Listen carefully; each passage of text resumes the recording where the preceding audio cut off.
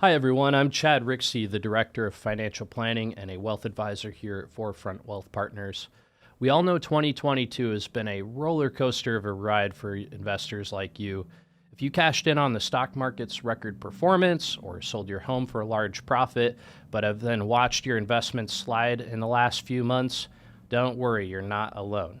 In this video, I'll walk you through a little tax reduction strategy called tax loss harvesting, which is effectively a way for you to potentially help turn investment losses you're sitting on now into tax breaks.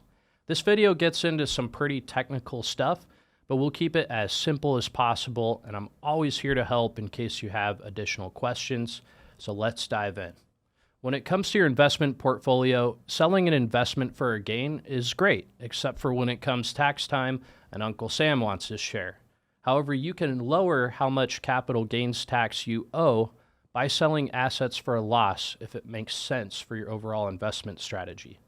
This is known as tax loss harvesting, and it's a strategy savvy investors employ to lower their tax bill.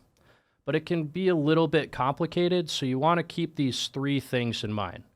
First, if you sold an asset that you held for less than a year, you generated short-term capital gains, and these are taxed at higher rates than your long-term capital gains are. You'll want to classify these assets you sold into two buckets, those that were held for more than 1 year and those that were held less than 1 year. This is important, as I'll explain next. Second, when selling assets for a loss to offset your capital gains, you need to keep apples with apples and oranges with oranges. In other words, short-term losses can only be used to offset short-term gains, while long-term losses offset long-term gains before both of those offset each other. And last but not least, don't sell assets strictly to harvest a tax loss. That's not always the best move for your financial situation. Rather, we can work together to identify the right time to liquidate underperforming investments in your portfolio if and when it makes sense. If you're like most folks, you want to pay the least amount of tax possible so you can continue saving for your future.